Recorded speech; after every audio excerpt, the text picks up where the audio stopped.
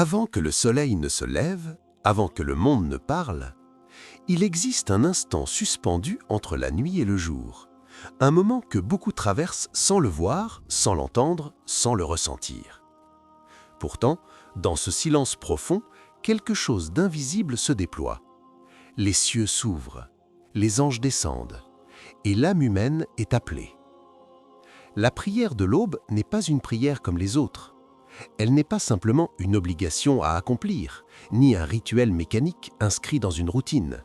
Elle est une rencontre secrète, une invitation intime d'Allah, adressée à ceux qui acceptent de quitter la chaleur du sommeil pour répondre à l'appel de l'invisible.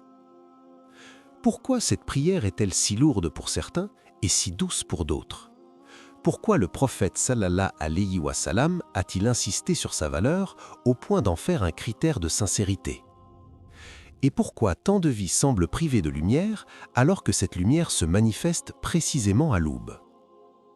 Imagine un instant, le monde entier dort, les distractions se taisent, les masques tombent. Il ne reste plus que toi et Allah. Pas de témoin humain, pas d'applaudissements, juste le cœur, nu, face à son Créateur. Et si la transformation que tu cherches depuis si longtemps commençait là, dans cette prière que tu repousses parfois au lendemain? Secret 3. Le Fajr purifie le cœur avant que le monde ne le salisse. Le cœur humain est fragile. Il se teinte de ce qu'il rencontre en premier. Les paroles, les images, les pensées du monde y laissent des traces invisibles. C'est pour cela que l'aube est si précieuse. Avant que le bruit n'envahisse l'esprit, avant que les regards et les soucis ne s'y déposent, Allah offre aux croyants un instant de pureté rare. Au moment du Fajr, le cœur ressemble à une source claire, intacte, encore préservée. La prière devient alors une purification silencieuse. Chaque verset récité lave les pensées confuses. Chaque inclinaison apaise l'orgueil. Chaque prosternation nettoie ce que la veille a laissé derrière elle. Celui qui commence sa journée par le Fajr commence avec un cœur allégé. On raconte qu'un compagnon du prophète était connu pour la paix qu'il dégageait. Interrogé sur son secret, il ne parla ni de longues veilles nocturnes, ni de discours impressionnants. Il évoqua simplement son attachement au Fajr, ce moment où il confiait son cœur à Allah avant de le confier au monde. Regarde autour de toi. Beaucoup commencent leur journée par l'inquiétude, la colère ou la comparaison. D'autres commencent par le souvenir d'Allah et leur cœur demeure stable malgré les tempêtes. Avec quoi choisis-tu de nourrir ton cœur au réveil? Secret 4. Le Fajr aligne ton destin. Chaque jour qui commence porte en lui une direction. Invisible, subtile, mais bien réelle. Le croyant ne le voit pas toujours, pourtant son destin quotidien se met en place dès les premières heures. Le Fajr agit alors comme une boussole intérieure. Il aligne l'âme avec ce que Allah a décrété, avant que le tumulte du monde ne tente de la désorienter. Il existe une baraka particulière dans les débuts. Le prophète sallallahu alayhi wa sallam a invoqué la bénédiction d'Allah pour ceux qui commencent tôt leur journée. Ce n'est pas seulement une question d'horaire, mais d'orientation spirituelle. Lorsque tu te tiens debout à l'aube, tu remets symboliquement ta journée entière entre les mains d'Allah. Tu dis sans parole, « Guide-moi avant que je me perde ». Un homme raconta qu'il avait l'impression que tout allait en contre de ses efforts. Il travaillait dur, mais rien ne portait de fruits. Lorsqu'il décida de préserver le Fajr, même dans la fatigue, quelque chose changea. Pas immédiatement dans ses biens, mais dans ses choix. Ses décisions devinrent plus justes, ses pas plus stables, ses erreurs moins coûteuses. Le Fajr n'efface pas les épreuves, mais il t'empêche de marcher aveuglément à travers elles. Il redresse la trajectoire avant que la journée ne prenne de l'élan. Et si ce n'était pas le manque de moyens qui te retardait, mais le manque d'alignement dès l'aube? Secret 5. Le Fajr est la preuve silencieuse de la sincérité. Il existe des actes que l'on accomplit sous les regards, des prières visibles, des paroles entendues, des gestes remarqués. Mais le Fajr appartient à une autre catégorie.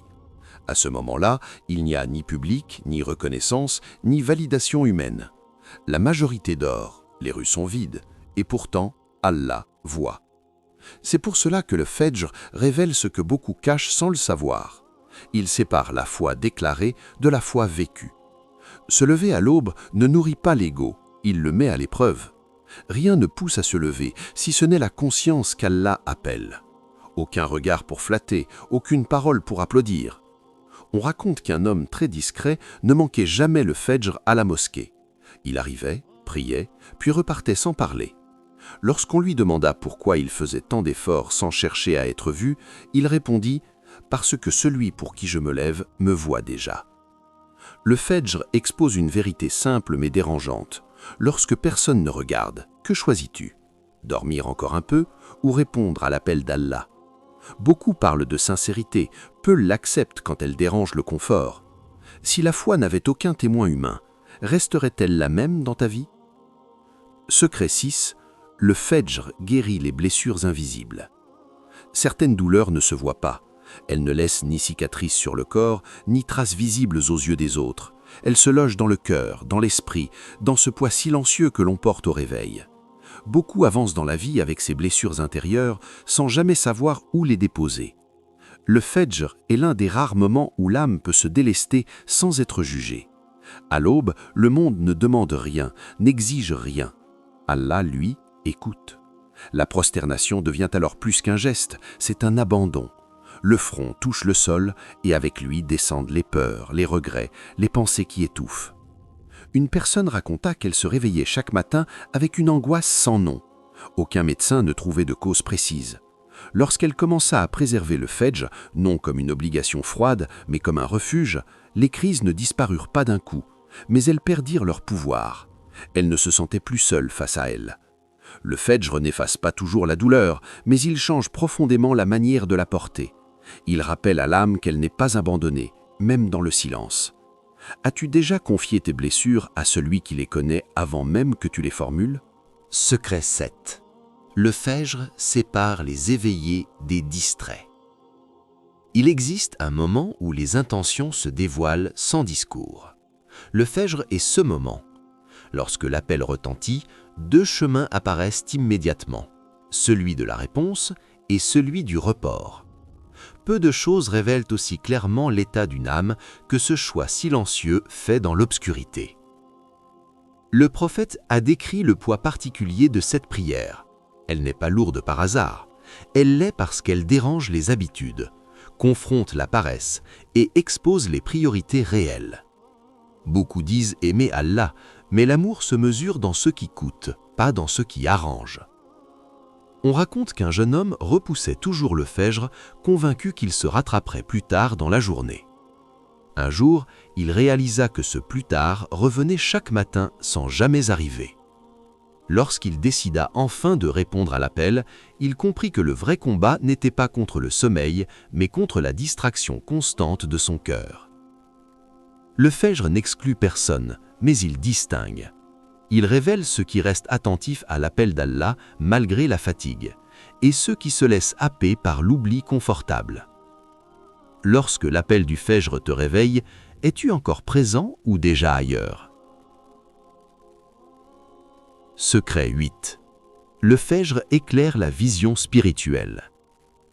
La lumière de l'aube n'est pas seulement celle qui colore le ciel, elle est un symbole, un éclat subtil que Allah offre à ceux qui se lèvent pour lui. Au moment du Fajr, les ténèbres ne sont pas seulement extérieures, elles représentent aussi l'ignorance, la confusion et les illusions du cœur. La prière à cette heure agit comme une lampe intérieure, révélant ce que le monde obscurcit. Chaque raka, chaque prosternation est comme un rayon qui traverse l'âme. Le croyant commence à voir les choses différemment. Les priorités changent, les décisions deviennent plus claires, les chemins de vie semblent moins brouillés. La lumière extérieure devient le miroir de la lumière intérieure. Un savant rapportait qu'un homme, perdu dans les doutes et les distractions du quotidien, décida de s'attacher au Fajr. Peu à peu, il commença à discerner les signes, les opportunités et les épreuves qui l'avaient échappé auparavant. Ce n'était pas magie ni hasard, mais la lumière qu'Allah a placée dans l'aube pour guider celui qui veut vraiment voir. Voir n'est pas comprendre. Comprendre, c'est percevoir avec le cœur ce que les yeux seuls ignorent. Le Fajr est cette clé. Il ouvre la vision intérieure avant même que le monde ne s'éveille. Et toi, vois-tu vraiment ou restes-tu aveugle au miracle qui t'attend chaque matin? Secret 9.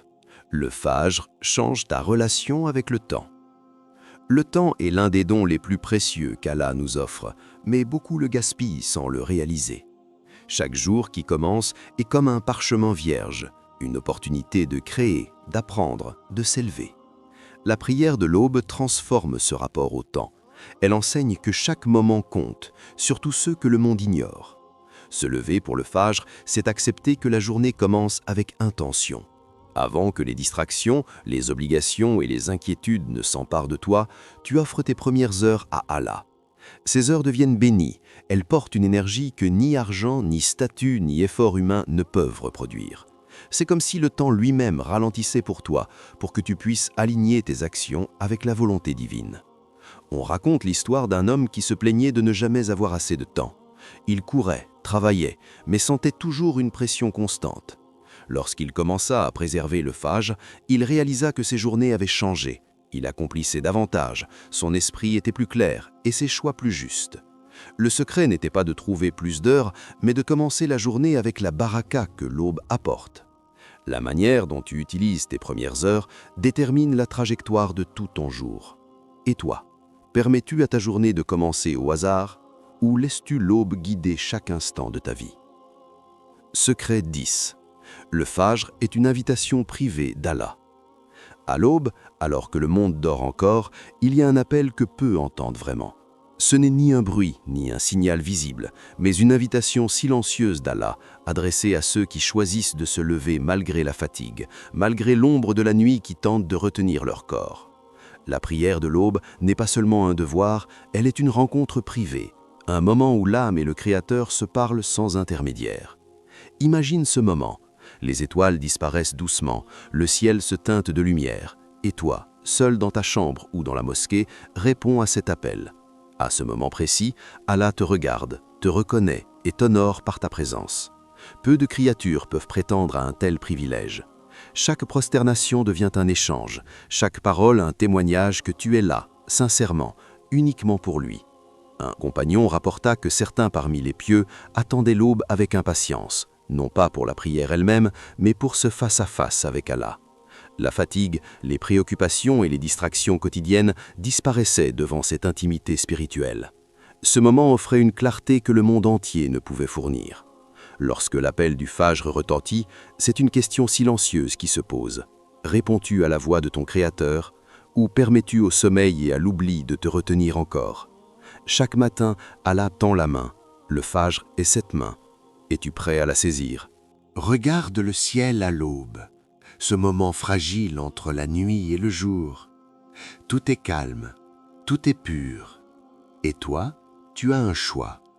Continuer à laisser tes journées s'écouler au rythme du monde, ou répondre à l'appel de celui qui connaît ton cœur mieux que toi-même.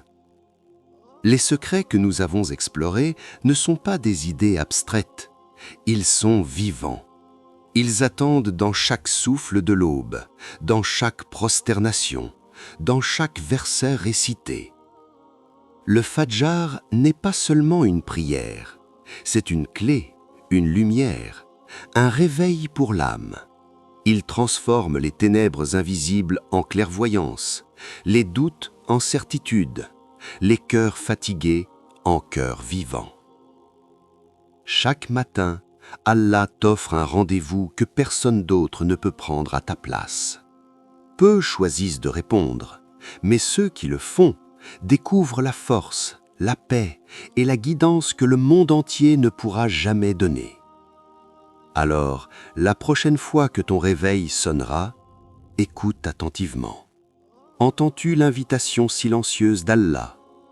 Et toi, répondras-tu à cet appel? Pour toi, pour ton cœur, pour ton destin. Le Fajr est plus qu'un début de journée. Il est le début de ton éveil intérieur.